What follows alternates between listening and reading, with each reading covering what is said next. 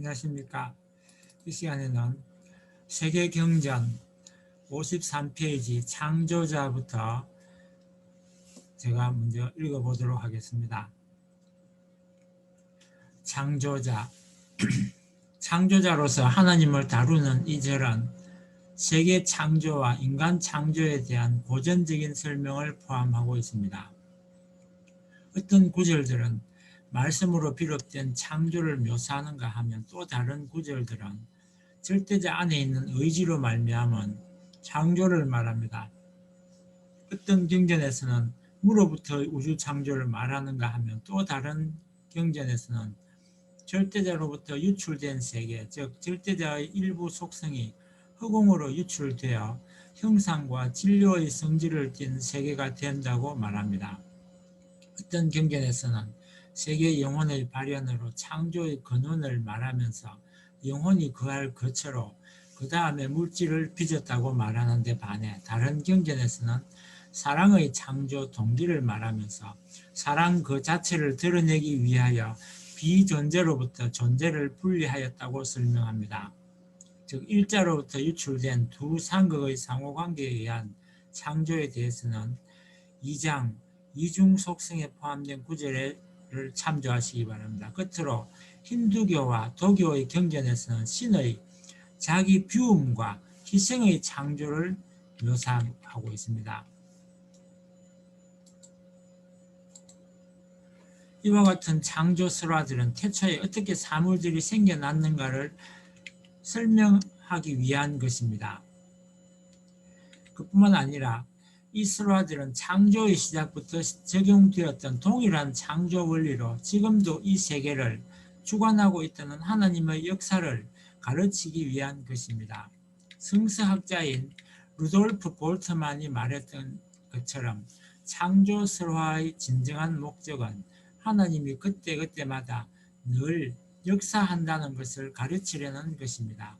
다시 말하면 그 설화들은 우리에게 현재의 자신의 됨됨이를 지시해 줍니다. 문선명 선생 자신은 하나님이 창조 과정에 투입한 수고와 사랑에 대해서 강조하십니다. 만일 우리가 하나님의 자녀들이라면 창조 과정에서 정성과 수고를 다한 하나님과 마찬가지로 우리 또한 피조물로서 자신의 잠재력을 완전히 실현할 수 있도록 온갖 정성을 다 쏟아부어야 합니다. 정신을 축으로 만물의 물질의 창조가 진행되는 것처럼 우리 또한 마음을 중심 삼고 살아갈 때 우주적 질서에 부합할 수 있게 됩니다. 하나님이 사랑을 동기 삼아 더불어 기쁨을 느낄 수 있는 대상을 구하기 위해 세계를 창조한 것과 같이 우리는 하나님의 심정에 즐거움을 줄 수 있는 사랑스러운 자녀가 되기 위하여 노력해야 합니다. 1. 태초에 처음에 하나님께서 하늘과 땅을 지어내셨습니다. 땅은 아직 모양을 갖추지 않고 아무것도 생기지 않았는데 어둠이 깊은 물 위에 뒤덮여 있었고 그 물 위에 하나님의 기운이 휘돌고 있었습니다. 하나님께서 빛이 생겨라 하시자 빛이 생겨났습니다. 그리고 그 빛이 하나님이 보시기에 좋았습니다. 하나님께서는 빛과 어둠을 나누시고 빛을 낮이라 어둠을 밤이라 부르셨습니다. 이렇게 첫날이 밤낮 하루가 지나갔습니다. 하나님께서 물 가운데 창공이 생겨 물과 물 사이를 갈라져라 하시자 그대로 되었습니다. 하나님께서 이렇게 창공을 만들어 창공 아래에 있는 물과 창공 위에 있는 물을 갈라 놓으셨습니다.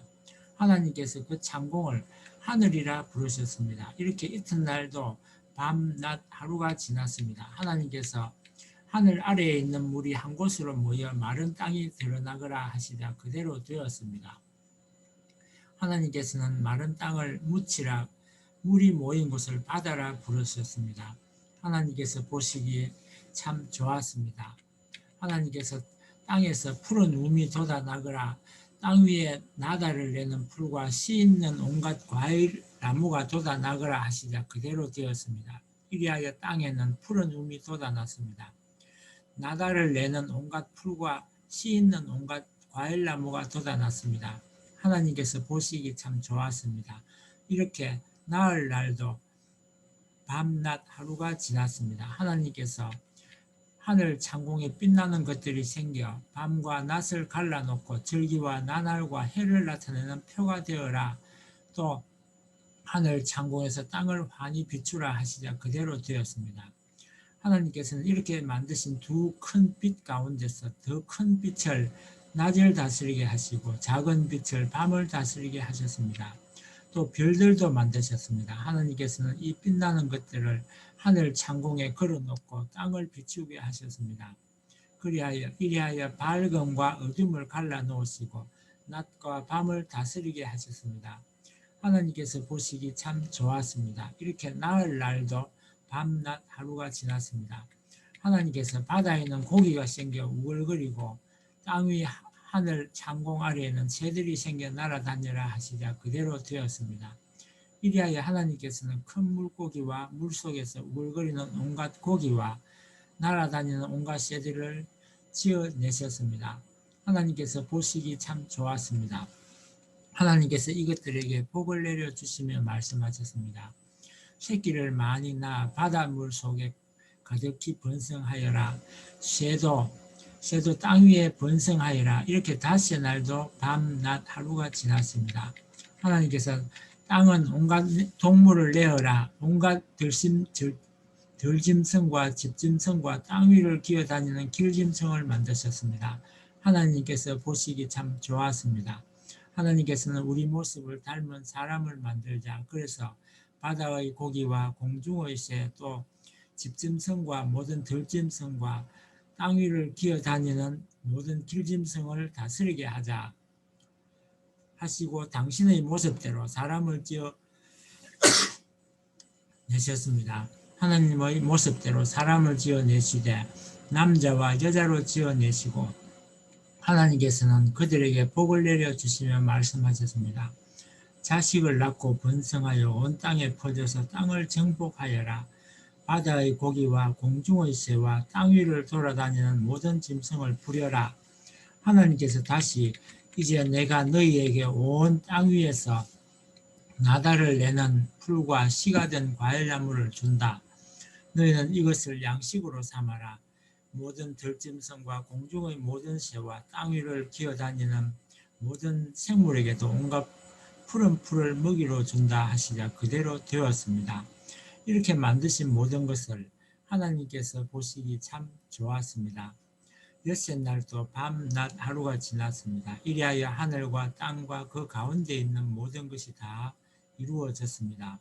하나님께서는 엿새 날까지 하시던 일을 다 마치시고 일의 날에는 모든 일에서 손을 떼고 쉬셨습니다. 이렇게 하나님께서는 모든 것을 새로 지으시고 일의 날에는 쉬시고 이 날을 거룩한 날로 정하시어 복을 주셨습니다. 이상 기독교의 창세기를 읽었습니다. 그 다음에 이슬람의 꾸란에 나오는 내용을 계속 읽어보도록 하겠습니다.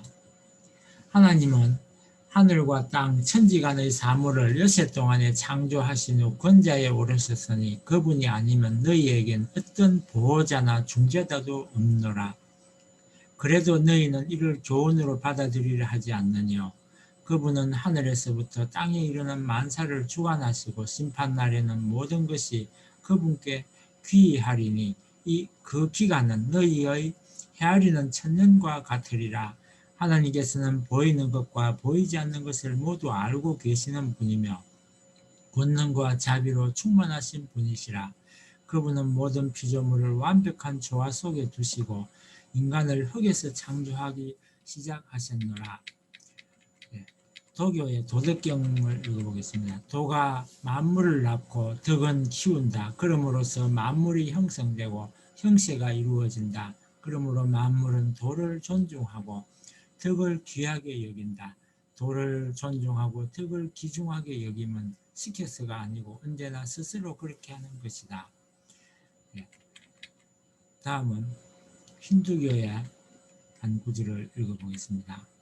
금 위에서 거미줄이 토해지고 다시 거두어 들여지듯이 초목이 땅속에서 삭을 내밀듯이 트럭이 몸에서 생겨나듯이 현자들이 일러 말하되 그렇게 이 우주가 생겨났다. 모든 생명의 원천이며 불사의 자인 그로부터 명상의 힘으로 브라흐마가 부풀고 이로부터 음식이 나왔으며 음식으로부터 생명, 마음, 땅, 수화, 풍, 공의 5 요소들 그리고 업의 세계가 차례로 일어났도다.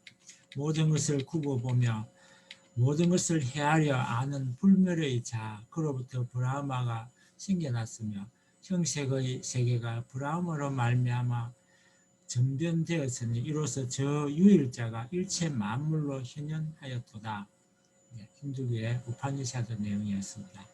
유대교의 창세기를 읽어보겠습니다. 거룩하신 그분은 하늘 땅을 창조하실 때까지 만들고 부수고를 반복하셨습니다. 그리고 창조 후에 보기에 좋더라고 말씀하셨습니다. 다음은 말씀 선집 내용을 읽어보겠습니다. 원래 하나님의 창조는 오늘날 기성교인들이 하나님은 전지전능하시니 말씀으로 지었다고 믿는 것처럼 무슨 요술을 부리듯 그렇게 지은 것이 아닙니다. 있는 정성을 다하여 자기 일신을 전부 투입하는 노름을 하지 않을 수 없었던 것입니다. 그렇기 때문에 사랑하는 것입니다. 정성 안 들이고 피와 살을 투입하지 않는 것을 사랑할 수 있습니까? 내 뼈 중의 뼈요 살 중의 살이요 내 사상 중의 사상이요 내 전체 중의 전체를 투입했기 때문에 희망의 대상으로 삼을 수 있는 것입니다. 하나님이 피조세계를 지으실 때 거기에는 기쁨이 있었습니다. 지어놓고 보기에 선하다고 하셨습니다. 기쁨이 있었다는 것입니다. 기쁨이 무엇입니까? 어떤 목적을 이루었을 때 느끼는 것입니다. 지으신 만물에 하나님의 목적의식이 내재되어 있기에 창조된 만물을 놓고 하나님은 기쁨을 느끼셨던 것입니다. 동기 없는 결과는 있을 수 없습니다. 모든 것은 동기를 거치고 과정을 거쳐서 결과가 나오는 것입니다. 이것이 자연과학의 현상입니다. 인간이 그렇게 만든 것이 아닙니다. 천리 원칙이 그렇게 되어 있고 하나님의 법도가 그렇게 되어 있다는 말입니다. 돌연변이라는 것은 없습니다. 질서적인 것입니다. 동기를 중심 삼고 원리 원칙적인 과정을 거쳐서 실체적인 목적체가 형성되는 세계가 창조 이념 세계입니다. 여러분, 성공하는 사람들이 마음의 굳은 각오 없이 성공합니까? 마음의 동기를 중심 삼고 환경을 개척하고 변함없이 그것을 밀고 나가야 목적지에 도달하는 것입니다. 우리 개인이 성공하는데도 그렇거늘 대천지를 창조하신 하나님이 목적을 이루시는데 그렇지 않겠습니까?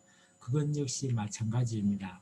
여러분이 바라보는 이 피조세계 혹은 이 자연세계에는 각양각색의 피조물들이 존재하고 있습니다. 존재하는 만상이 어떠한 과정을 거쳐 창조되었느냐? 그것은 창조주의 정성어린 심정의 과정을 통하여 지어졌던 것입니다. 아무리 미미한 존재라도 하나님의 사랑의 심정을 통하여 하나님이 소원하시는 사랑의 마음을 지닌 그런 자리에서 지원받은 것임에 틀림없습니다. 하나님의 창조를 위한 정성과 투입은 지극한 것이었습니다. 절대로 스스로 절대신앙, 절대사랑, 절대복종의 기준을 세워놓고 절대 투입하는 것이었습니다. 피조물은 모두 하나님께서 이토록 정성을 다해서 투입하여 만든 사랑의 대상체입니다. 여러분은 사랑의 상대가 자기보다 낫기를 바랍니다. 하나님도 자기의 사랑의 상대가 자기보다 낫기를 바라십니다.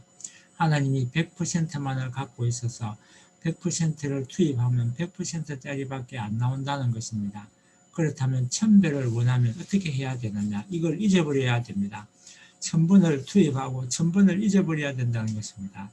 그 이상을 바란다면 몇만 배를 원한다면 몇만 배 투입하고 잊어버리고 투입하고 잊어버리고 몇만 배를 투입해야 된다는 논리가 형성되는 것입니다.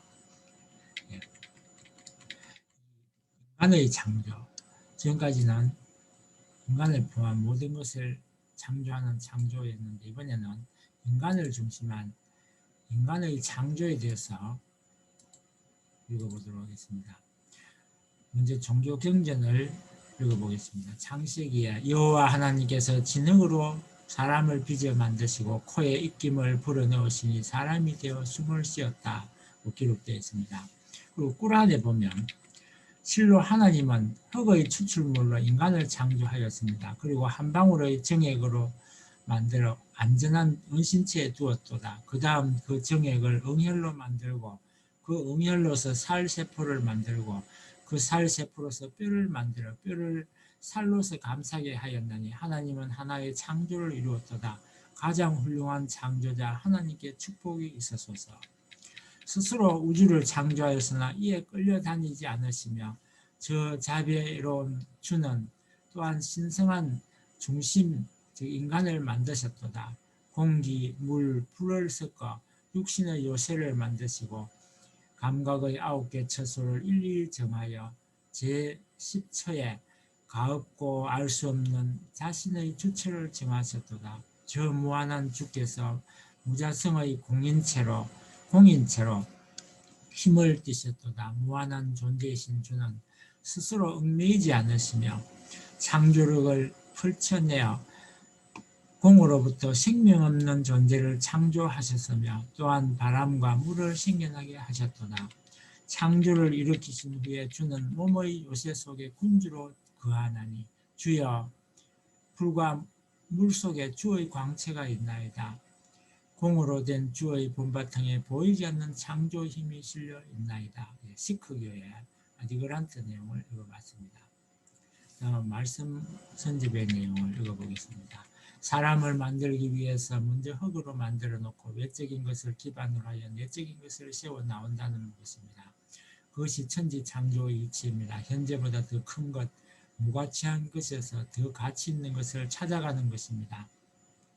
천지 창조의 이치가 그렇다는 말입니다. 오늘날 인간 창조의 이치가 그렇다는 말입니다. 오늘날 인간 창조를 볼 때, 인간을 짓게 될 때 몸뚱이를 먼저 만들어 놓고 영을 만들어 놓았다는 것입니다. 이 몸뚱이는 하나님께서 있는 정성을 다 들여 흙덩이와 같은 것을 수습하여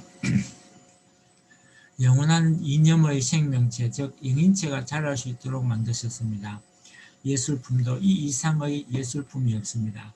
그냥 하나님이 야 일어나라고 해서 만들어진 것이 아닙니다. 최대의 정력을 기울여서 만드신 이 몸뚱이입니다.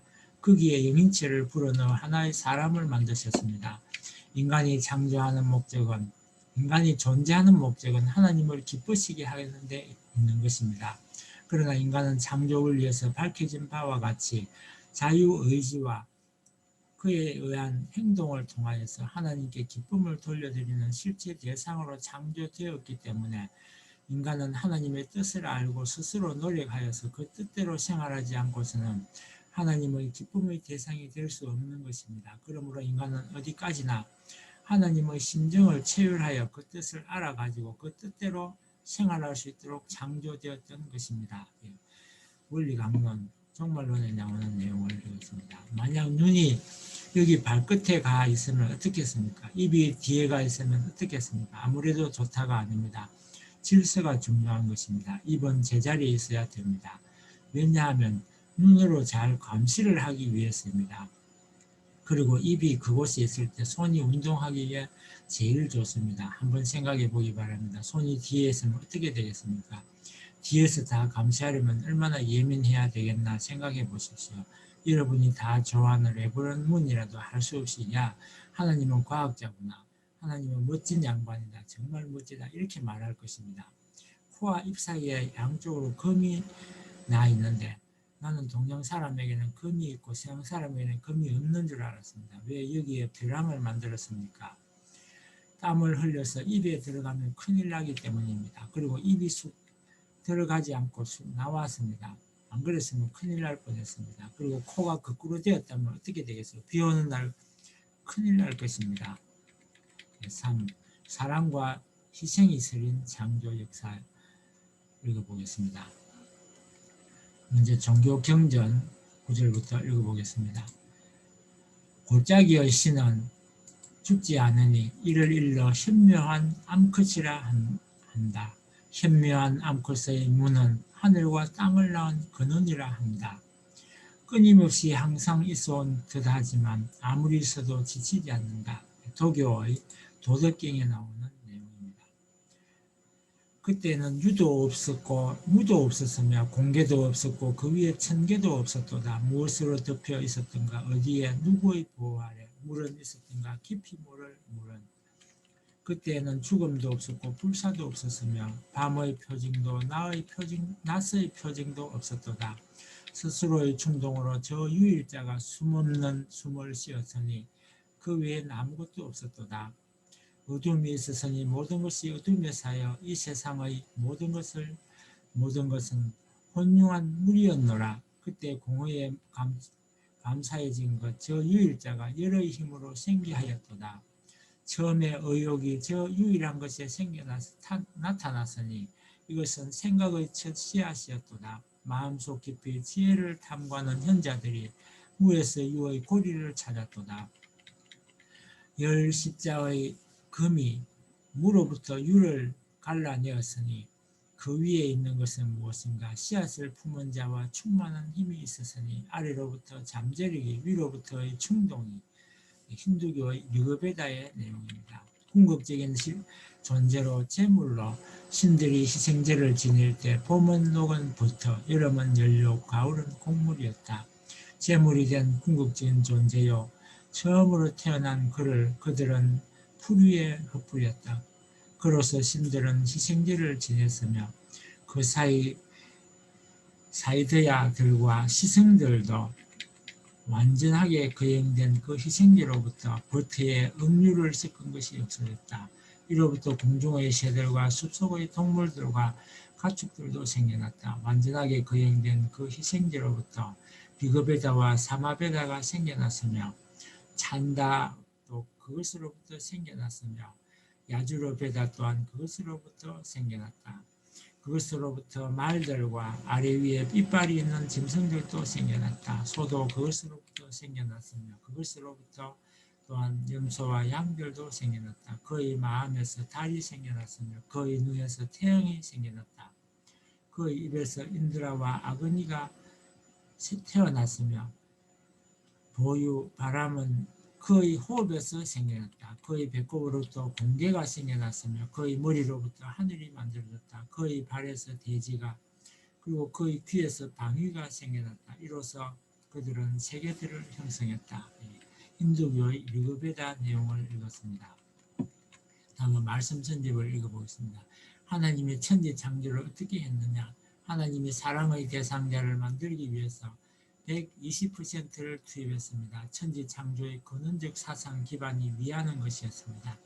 그렇기 때문에 종교는 희생, 봉사와 순종을 강조하는 것입니다. 그러면 왜 위하게 했느냐? 위하는 원칙을 세웠다는 것은 뭐냐? 공기로 말하면 평준화된 공기 가운데에서 완전 진공 상태로 들어가라는 것입니다.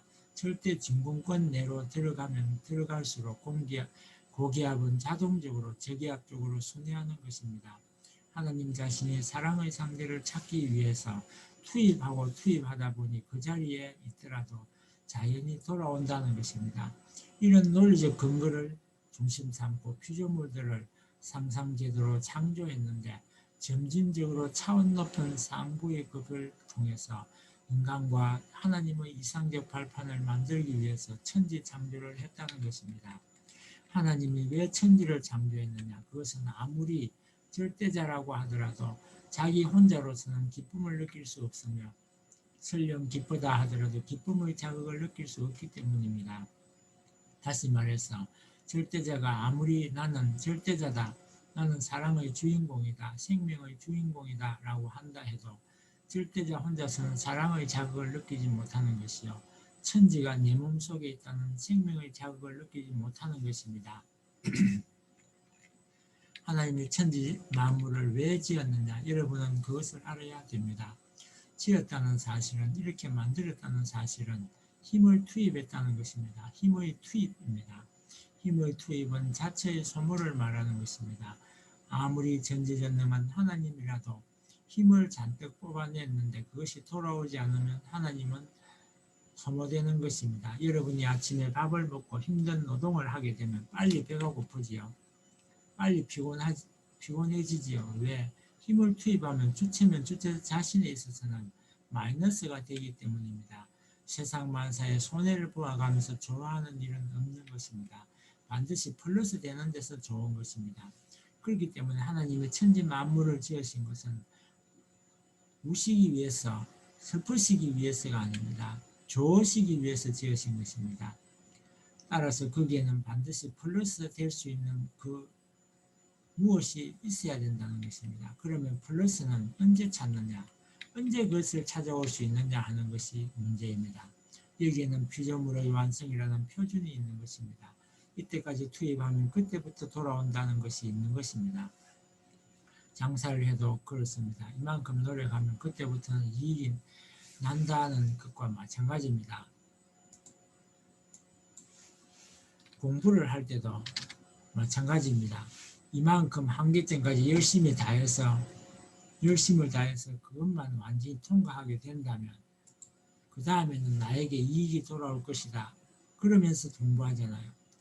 고시니 뭐니 하는 것들도 뭘 하겠다는 소망을 가지고 노력하여 그 한계점을 밀고 넘어가게 될 때 반드시 돌아오게 됩니다. 이것이 우주의 법칙입니다.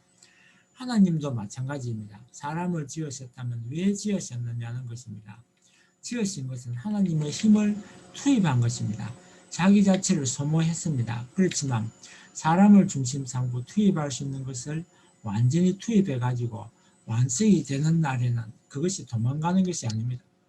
완성이 되는 날에는 어떻게 되느냐, 그 다음에는 돌아옵니다. 이런 원칙을 우리는 생각해야 됩니다. 그런데 돌아오는 데 있어서 100을 투입했는데 100보다 적은 가치의 것으로 돌아오게 된다면 하나님은 창조 위협을 계속 하시지 않았을 것입니다. 100을 투입했으면 돌아온 데는 200, 300 이렇게 보다 더 차원 높은 가치의 것으로 돌아와야 됩니다. 무한한 것으로 돌아와야 됩니다. 이렇게 될 때 그 창조는 투입하면서도 기뻐하는 것입니다. 따라서 돌아오는데 어떻게 돌아와야 되느냐 하는 문제를 중심 삼고 볼 때 보다 차원 높은 가치의 것으로 돌아와야 됩니다. 그런 가치의 것으로 돌아올 때 무엇을 가지고 돌아오게 하느냐, 그것이 돌아올 때 기쁠 수 있는 것이 뭐냐, 이것이 사랑이라는 것입니다. 이것을 알아야 됩니다. 도대체 하나님이 자기만 생각한다면 천지 창조를 했겠느냐? 창조라는 말은 힘의 투입을 말하는 것입니다. 이 세상에 예술가가 있으면 그 예술가는 글작품을 만들기를 원합니다. 예술가가 글작품을 만들기 위해서는 온 정신과 모든 일체의 정성을 다 투입합니다. 다 투입하는 데서만이 완전한 글작품이 나오는 것입니다. 불완전 투입이 아닌 것입니다. 완전 투입, 그 이상 될 수 없다 할 수 있는 곳에서 비로소 글작품이 생겨나는 것입니다. 하나님이 이 우주를 지을 때 절대 신앙을 가지고 만들었다는 것입니다. 그 다음 두 번째는 절대 사랑입니다. 창조주로서 사랑의 대상을 절대 사랑으로 만든 것입니다. 그리고 절대 복종입니다. 절대 복종은 자기 자신까지도 다 없애는 것입니다. 완전 투입하는 것입니다. 투입하고 잊어버리는 것입니다. 자기의 개념조차 다 투입하는 것입니다. 하나님은 제로 포인트입니다. 믿음도 다 퍼부었기 때문에 제로 포인트고, 사랑도 다 퍼부었기 때문에 제로 포인트이고, 복종도 다 퍼부었기 때문에 제로 포인트입니다. 오늘은 여기까지 분석하고 마치겠습니다. 끝까지 함께 해주셔서 감사합니다.